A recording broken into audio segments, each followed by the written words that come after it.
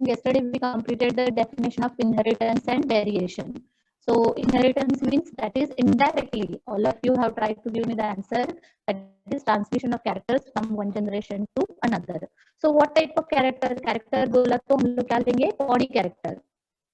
So along with body character, देखो body का character मतलब क्या, जैसे suppose your mom have a good voice of singing music, तो म्यूजिक इज हेरिडेटरी कैरेक्टर आ सकता है क्या, हमें इस तरह से भी सोचना चाहिए, थोड़ा आउट ऑफ बॉक्स जाके. तो हम अपने मम्मी जैसे नहीं दिखते, तो मम्मी के करली बाल है, आपके स्ट्रेट बाल है, या तो ऐसा कुछ कैरेक्टर जाता है, दैट इज कॉल्ड एज, हम बोलेंगे मटेरियल कैरेक्टर, बॉडी कैरेक्टर है. And that body character is not exactly same, that shows some amount of difference in every living organism, and that is called as. तो हमने ये दो terminology chapter में जाने के पहले देखी. फिर साइंटिस्ट ने क्या ढूंढ के निकाला कि नहीं नहीं, ये जो इनहेरिटेंस होता है उसका बेस कौन है, that is the chromosome. Chromosome हम लोग 8, 9, 10 स्टैंडर्ड तक पढ़ते आए हैं. तो क्रोमोसोम का मीनिंग क्या होता है, थोड़ा सा आपको ध्यान में आना चाहिए कि क्रोमोसोम कहाँ पे रहता है, वो मैं कोशिश करती हूँ आपको एक्सप्लेन करने की. तो सपोज ये ह्यूमन बॉडी या प्लांट बॉडी, कोई भी एक प्लांट बॉडी का सेल है, तो प्लांट बॉडी के सेल में ये outermost wall, that is sorry ये एनिमल सेल है, outermost cell membrane is present और plasma membrane is present, and inside that liquid material is called as a cytoplasm. Okay, so controlling center of the cell, each and every cell organelles are present. Actually देखो, जैसे हमारे body में, body को परसेप्ट करना सीखो कि body का controlling centre कौन, एक्चुअली माइंड है, ब्रेन है, इंटेलिजेंस है, लेकिन उस ब्रेन को एनर्जी देने वाला कौन है, स्टमक है. स्टमक में अगर आप खाना खाएंगे तो ही आपको उस ब्रेन को थोड़ी सी एनर्जी मिलेगी, एनर्जेटिक फील होगा. तो वैसे बॉडी का एक्चुअल क्या बोलेंगे, energy controller to your brain, who provides energy to your brain, that organ is called as the stomach. So same like that, कि यहाँ पे बहुत सारे बाकी के ऑर्गन्स भी है, स्टमक के साथ किडनी है, इंटेस्टाइन है, फिर उसके बाद स्मॉल इंटेस्टाइन है, लार्ज इंटेस्टाइन है, फिर हार्ट है, ये सब है. लेकिन मेन कंट्रोल कौन करता है सेल को, इस सेल के ऑर्गेनेल्स को कौन कंट्रोल करता है, हम उस पार्ट को बोलते हैं न्यूक्लियस. तो हमें कॉन्सेंट्रेट कहाँ पे करना है, न्यूक्लियस पे. तो सपोज मैंने ये न्यूक्लियस को बाहर निकाला, तो nucleus shows outer most membrane, that is called as a nuclear membrane. What is function of this nuclear membrane? The exchange the material from cytoplasm to कहाँ पे exchange करेगा, to nucleoplasm. यहाँ पे exchange होना चाहिए ना, exchange नहीं होगा तो हम अंदर जैम हो जाएंगे, पैक हो जाएंगे. फॉर एग्जाम्पल देखो, exchange हो रहा है, हम कॉलेज से स्कूल आते हैं, घर जाते हैं, घर से कहाँ जाते हैं, कॉलेज जाते हैं, तो एक जगह स्टेबल बैठे नहीं रहते, हम बैठ ही नहीं रह सकते, कुछ ना कुछ करते ही रहते हैं. तो यहाँ पे करने के लिए, यहाँ वहां सेल को इंटरेक्शन करने के लिए, लिक्विड मटेरियल में एक्सचेंज करने के लिए कौन सा मेम्ब्रेन रखा है, न्यूक्लियर मेम्ब्रेन. फिर उसके बाद उसके अंदर का जो अंदर है, घर के अंदर का एटमॉस्फेयर और बाहर का एटमॉस्फेयर दोनों में डिफरेंस होता है कि नहीं. तो वैसे यहाँ का लिक्विड मटेरियल है, that is called as a nucleoplasm. And inside that उसका कंट्रोलिंग सेंटर भी रहता है. जैसे हमारी फैमिली है, तो फैमिली का कंट्रोलिंग सेंटर या तो मम्मी रहती है या तो पापा रहते हैं, या तो दोनों भी रहते हैं. यस मैम, आपकी आवाज अटक रही है. हाँ, थोड़ा क्लियर करो, जैसा रेंज का प्रॉब्लम होगा इसलिए होता होगा. ओके, अभी now liquid material, that liquid material is called as a nucleoplasm. आ रहा है. तो now this nucleoplasm have a cell organelle, that cell organelle is called as a nucleolus. उसे क्या नाम दिया बताओ, nucleolus. So now nucleolus have the function to control the activity of DNA also. वो थोड़ा थोड़ा डीएनए की एक्टिविटी, डीएनए में जो केमिकल है वो सिक्रेट करने का, आरएनए को बनाने का, उस एक्टिविटी को कंट्रोल करेगा. तो वो डीएनए कहाँ पे है, वो यहाँ पे है, long elongated cell structure, and what that is called as a chromosome. देखो हमारा लर्निंग पैटर्न क्या रहता है, हम मोस्टली वर्ड पढ़ाई करते हैं. हाँ मैडम ने क्रोमोसोम बोला ना, तो क्रोमोसोम वर्ड पे ध्यान दिया. मेरे 5 मिनट्स चले गए आपको क्या बताने के लिए, क्रोमोसोम बताने के लिए. अब और भी डीप जाएंगे तो हमें क्रोमोसोम क्या है बाद में मालूम inside that chromosome what is present, DNA is present. तो साइंटिस्ट ने कहा कि देखो ये सेल तो हमें दिखती है, ऐसे ऐसे सेल है करके इलेक्ट्रॉन माइक्रोस्कोप के नीचे, फिर ये न्यूक्लियस है ये भी हमें विजिबल है हमारे आई से, मतलब आई यूजिंग माइक्रोस्कोप ओनली, और इस सेल के अंदर क्रोमोसोम है वो भी दिख रहा है। टिल दैट साइंटिस्ट को डीएनए और जीन्स नहीं दिख रहे थे, तो उन्होंने क्या सोचा, यही कुछ मटेरियल है जिससे हम लोग एग्जैक्ट कॉपी और some amount of characters which are transferred from parent to offspring हो रहे, reason behind this structure, this structure called as a chromosome. So that chromosome show what, that is transmission of character. So chromosome and mechanism of inheritance जो text book में heading दिया है वो heading. So now that chromosome on inheritance में text book में दिया वाला definition कल का हम लोगों का हुआ हेरिडिटी. फिर उसके बाद नेक्स्ट टॉपिक पे जाते हैं, ये 2 मार्क्स के लिए बोर्ड में आ सकता है. कल हम लोगों ने 7 पेयर ऑफ कैरेक्टर भी लिए टेक्स्ट बुक से, वो समझाने के लिए ट्रेट मतलब क्या, कैरेक्टर्स मतलब क्या, टर्मिनोलॉजी के लिए. Mendel selected 7 pair of contrasting character by using, क्या क्या उसने यूज किया था, अगर आपने कॉन्सेंट्रेट किया होगा कल तो सीड यूज किया था. सीड के 2 कैरेक्टर थे, one that is seed called as a shape and seed का एक क्या था, कलर. सेकंड फ्लावर था, फ्लावर का क्या था देखो, पोजीशन, और फ्लावर का क्या था, कलर. फिर उसके बाद सीड हो गया, फ्लावर हो गया. फिर उसके बाद पॉड था, पॉड का क्या कैरेक्टर्स था, पॉड का भी शेप था एंड पॉड का भी क्या था, कलर. ओके, और एक ही रह गया, हाइट ऑफ द प्लांट. फिर उसके बाद क्या रह गया, हाइट ऑफ द प्लांट. बस एक्चुअली ध्यान देने की जरूरत है, बस 4 ही वर्ड थे वो टेक्स्ट बुक में, और वो 4 वर्ड्स आपको कौन से कैरेक्टर दिखा रहे थे, 7 characters.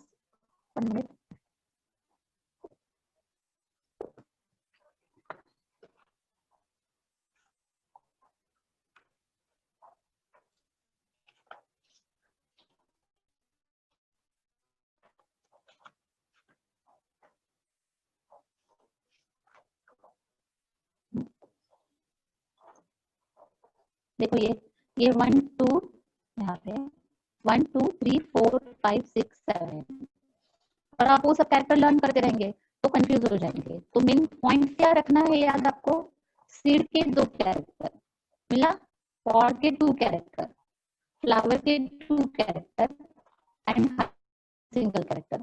So characters of seed, one is shape, other is color.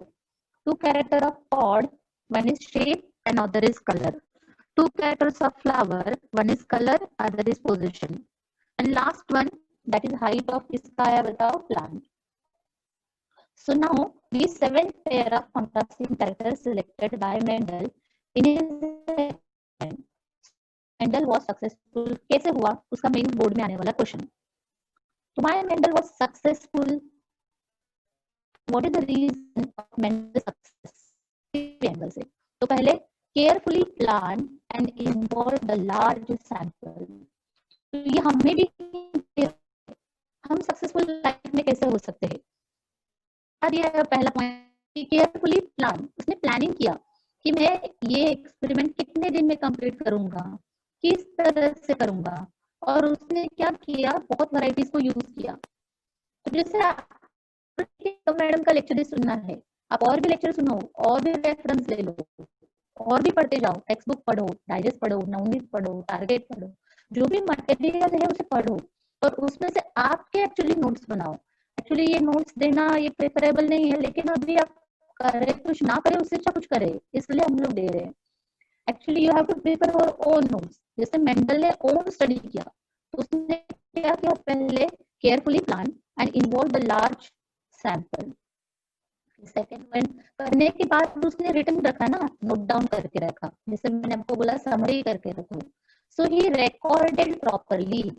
उसने 1 साल में मैंने कौन से प्लांट लगाए, कितने सीड आए, वो सब रिकॉर्ड रखा and maintain the result in ratio, और उसका रिजल्ट रेशियो में मेंटेन किया. तो जैसे अगर आपने नोट्स बनाई है, तो आज मेरा ये टॉपिक कंप्लीट हुआ, 1 स्टार करके रखा, आज मैंने करके रखा है. फिर कल देखूंगी, कल 1 स्टार करके रखा. हाँ, अब 3 एग्जाम होने तक कितने स्टार हो गए मेरे ये टॉपिक के, मैंने कितने बार ये टॉपिक पढ़ा तब मुझे अच्छे से समझ में आया। सेम वैसा ही वही रूल आपको फॉलो करना है जो आइडियली साइंटिस्ट ने फॉलो किए हैं। सो देखो, तो recorded properly and maintain the result in ratios. Second one, contrasting characters can be easily recognized. ये जो contrasting character है वो easily दिख रहे, समझ में आ रहा था राउंड क्या है और wrinkle शेप क्या है, येलो कलर क्या है और ग्रीन कलर आंखों से दिख रहा था ना, तो इसलिए उसे इसे इजी लग रहा था उसे सेपरेट करने के लिए। सो कॉन्ट्रास्ट मतलब उसको बोलते हैं अपोजिट। तो contrasting characters can be easily recognized and he was very lucky because तो लक अपने साथ चाहता ही है जब हम लोग हार्ड डिफर्स करेंगे तो was lucky that 7 different characters were controlled by a single factor each। एक एक जीन अलग अलग क्रोमोसोम पे 7 कैरेक्टर्स को कंट्रोल कर रहा था। एक ही क्रोमोसोम पे सेम कैरेक्टर नहीं थे, सेम जीन नहीं थे, इसलिए उसको मिसकंसेप्ट नहीं हुआ, कंफ्यूजन नहीं हुआ। Next one, he introduced the concepts of dominance and recessive. कल हमने इस लाइन पे बहुत फोर्स किया था ना, डोमिनेंस मतलब क्या, तो आपने बहुत अच्छे से आंसर करने की कोशिश की थी। तो डोमिनेंस का मीनिंग क्या होता है, the character which is appear, वो अपना कैरेक्टर रिप्रेजेंट करता है। और दूसरा है रिसेसिव, इसका मतलब वो रिप्रेजेंट नहीं करेगा।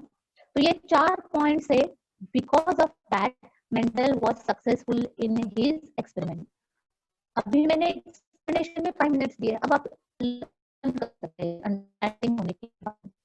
First, he carefully plan and involve the large sample, बहुत सारे वैरायटीज को यूज किया।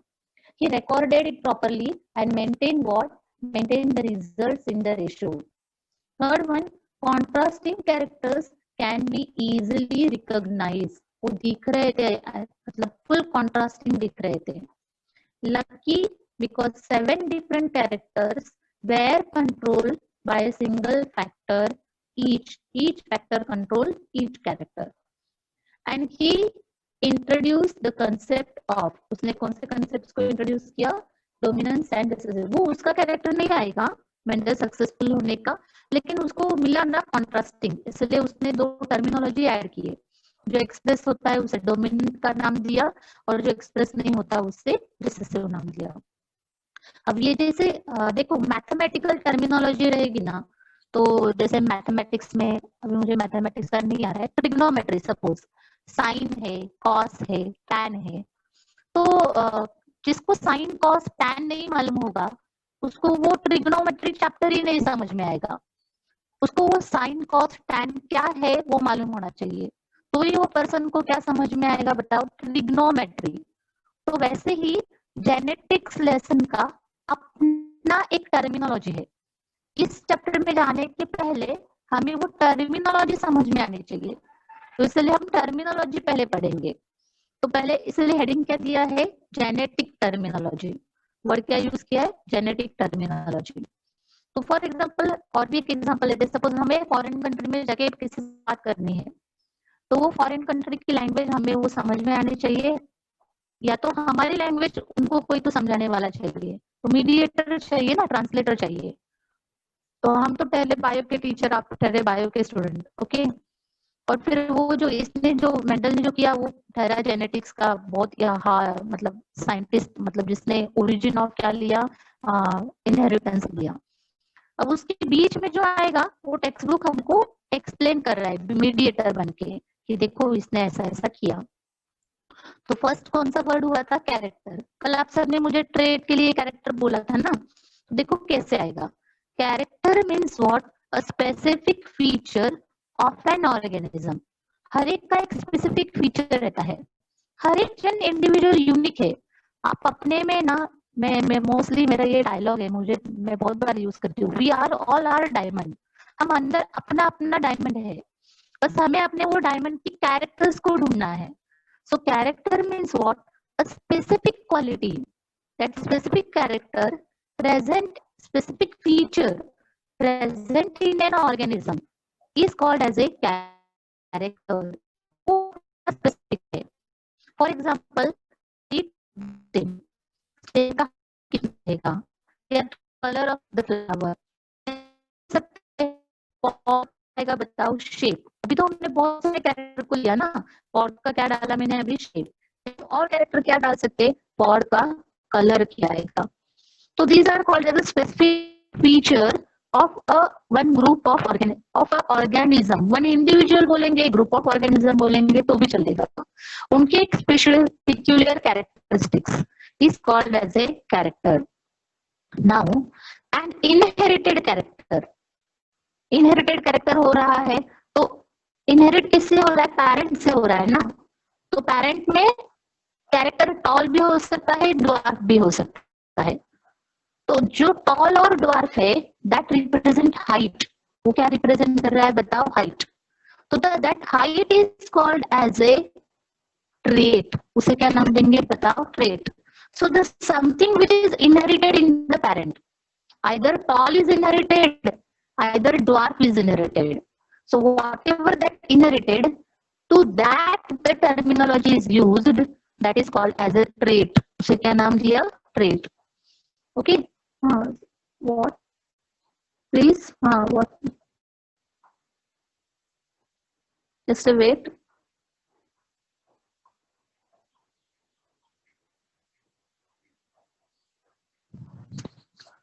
I can't understand somebody else. Yes,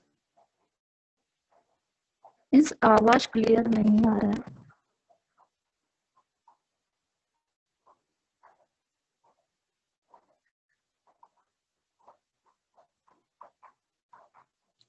Now clear? Is it clear now? See, so genetic terminology, character or trait, an individual, that is trait means what?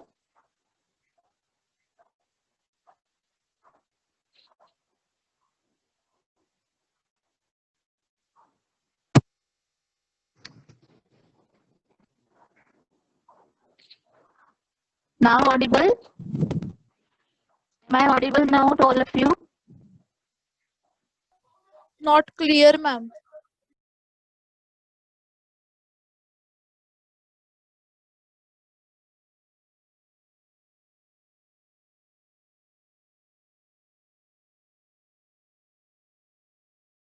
कोशिश किया है अभी। Now Audible?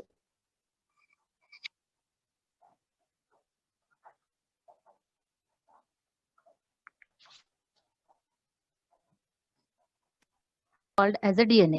Okay, so he doesn't know the DNA, this DNA have something, and that something he called, that is called as a factor, and that factor are nowadays known as a gene.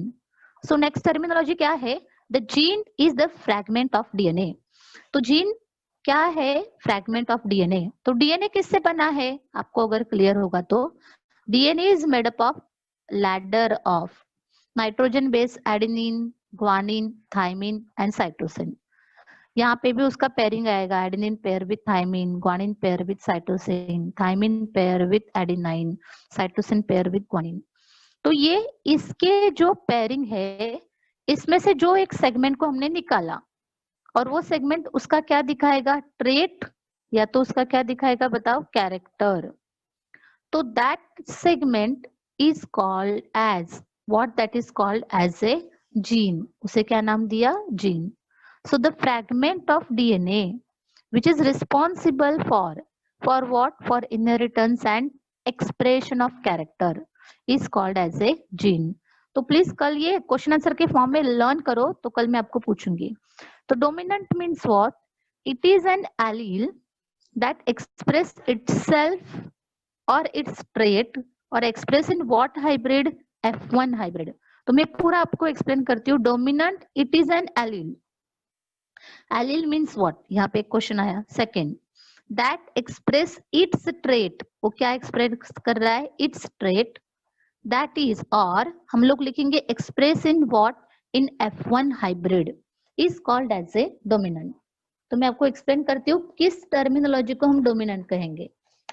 For example देखो यहाँ पे, one is called as a female parent, another one is called as a male parent. This parent is called as a female and this parent is called as a male parent.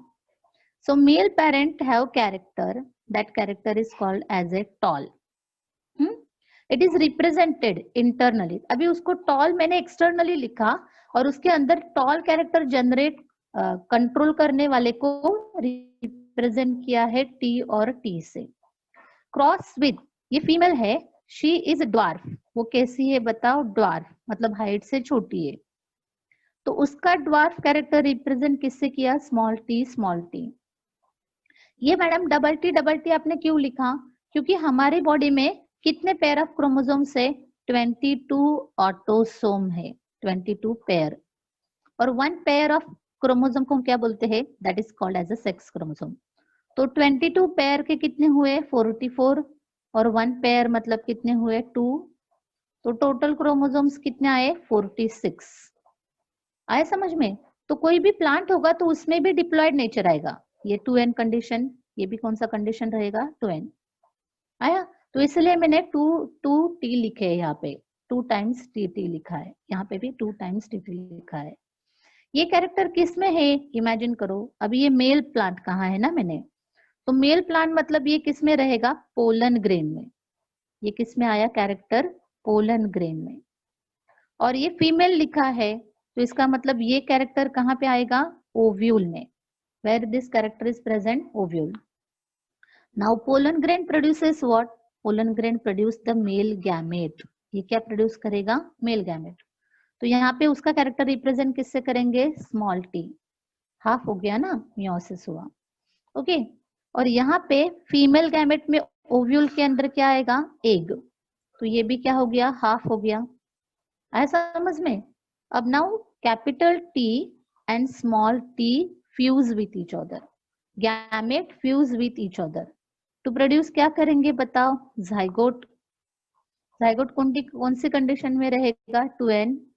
तो what happen here? Capital T and small T. So now capital T and small T, तो यहाँ पे 2 character mix हुए. One is of dominant and other one is of recessive. या तो एक capital T और एक स्मॉल टी मिक्स हुआ कि नहीं? और इससे जो हमें मिला that variety is called as a hybrid variety. ये कौन सी वैरायटी है? हाइब्रिड. ये कौन है? ये दोनों कौन थे? पेरेंट है. अब अपने लेवल पे आप समझो कि फैमिली मतलब ह्यूमन बीइंग में ग्रैंड पेरेंट, दादा और दादी. ओके.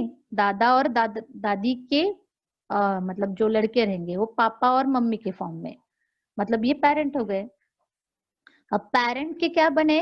ऑफस्प्रिंग. ये कौन सा जनरेशन आया? ऑफस्प्रिंग्स. और ये जनरेशन को नाम दिया F1 जनरेशन. इसे क्या नाम दिया है? F1 generation. F1 क्यों कहा? F का मीनिंग होता है फर्स्ट. ये 1 का, this is called as a first. और F का मीनिंग है फिलियल. वर्ड क्या यूज किया है? Filial. So this is called as a F1 generation. और दैट इज टर्मिनोलॉजी क्या क्या हो गई? हाइब्रिड. तो क्या क्या हमें समझ में आया? कि ये पेरेंट है 2. ये पेरेंट का क्या बने? गैमेट्स. और फ्यूजन होके इनका ऑफस्प्रिंग बना. इनका जो भी ऑफस्प्रिंग बना है that is in what condition? Hybrid. अब ये दिखने में कैसे दिखेगा? ये जो हाइब्रिड, ये जो झाड़ हमने पौधा लगाया, ये सीड है ना. अभी जाइगोट बना मतलब इसका क्या बना? सीड. इसका अगर हमने कल्टीवेशन किया, क्रॉप कल्टीवेशन, क्रॉप को क्या किया? प्रोपोगेट किया, तो ये सीड का जो सीडलिंग आएगा which is converted into plant, that plant is always tall. ये प्लांट ऑलवेज क्या दिखेगा बताओ? टॉल. अरे फिर मम्मी के यहाँ पे कौन सा कैरेक्टर था? ड्वार्फ. वो कहाँ चला गया? वो गायब हो गया, दिख नहीं रहा है. एक्सटर्नली नहीं दिख रहा है क्योंकि वो कैसे दिख रहा है? वो प्लांट कैसे दिख रहा है? टॉल. लेकिन आपको मालूम है इंटरनली इसके पास स्मॉल टी है. अब अगर ये टॉल वैरायटी ये फिर से फ्यूज होगी, मतलब इसमें से एक पेरेंट बनेगा, बराबर है, और ये 2 ऑप्शन आएगा, that is called as F2 generation. इनसे जो नेक्स्ट जनरेशन आएगा उसे क्या नाम दिया है? F2 generation. तो इनके गैमेट्स क्या बनेंगे, कैपिटल टी स्मॉल टी, इसके गैमेट्स क्या बनेंगे, capital T and small T. Clear हो रहा है? ये दो गैमेट्स फ्यूज होके जो नेक्स्ट जनरेशन आएगा, पहले हम F1 पे ही ध्यान देते हैं। तो टर्मिनोलॉजी पे ध्यान देंगे। फर्स्ट क्या लिखा है, dominant. Dominant it is an allele, मतलब वो कैरेक्टर आया दैट एक्सप्रेसेस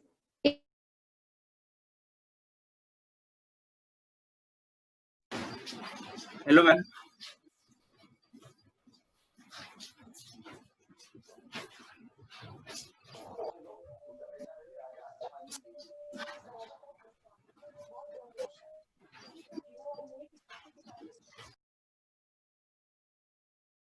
तो बाकी के छोटे छोटे टर्मिनोलॉजी जल्दी जल्दी कंप्लीट करेंगे।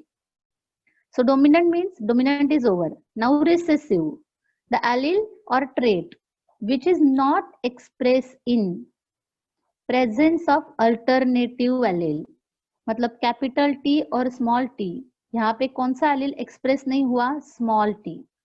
कैपिटल आर और स्मॉल आर, सपोज ये राउंड कैरेक्टर है तो कौन सा एक्सप्रेस नहीं हुआ, small are.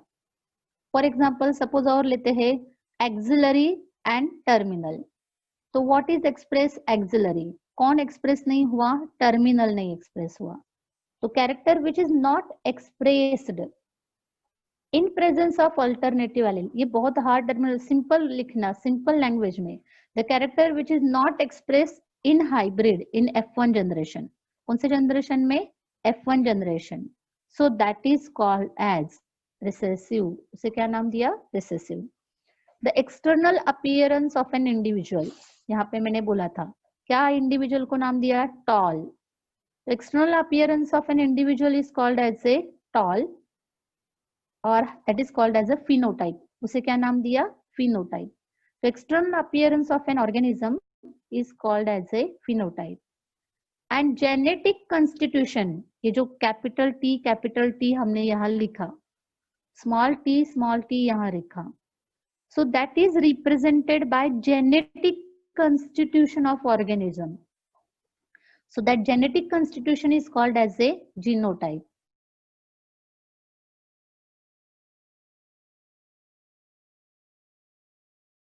With respect to particular character called as a genotype.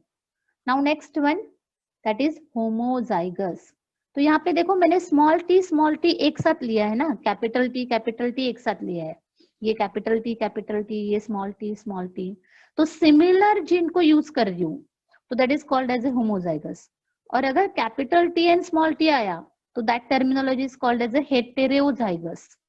तो देखो यहाँ पे homozygous, this is an individual possessing identical, मतलब सिमिलर एलील, सिमिलर जीन ले रही हूँ यहाँ पे। फॉर एग्जाम्पल क्या आया, capital T, dwarf, that is small t। अब heterozygous, an individual possessing contrasting allele, contrasting character, particular trait, that is called as a heterozygous. So terminology is hybrid, हम उसे क्या बोल सकते हैं, hybrid, और क्या आएगा, capital T and the small T. Clear? तो हम यहाँ तक स्टॉप करते हैं, मैं थोड़ा क्वेश्चन आंसर्स लेंगे। So Abhinav, unmute to all.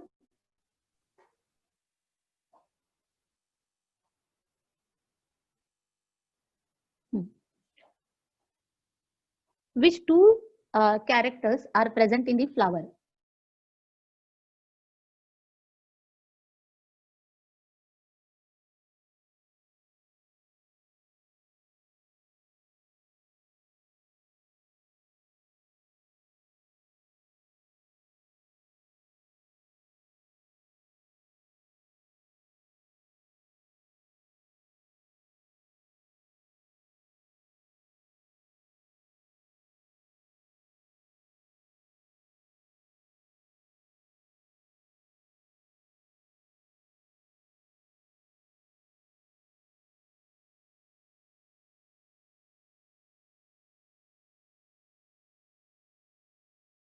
Here the flower position, clear to all of you, the flower position that is axillary and terminal, and flower color that is purple and white. Clear? Now next question. Which 7 characters are studied by Mendel? Which 7 characters are studied by Mendel?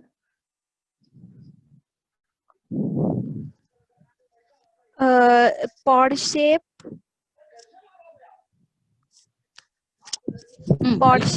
seed shape, the color. See, select only one point. First one. Suppose seed select किया, बराबर है?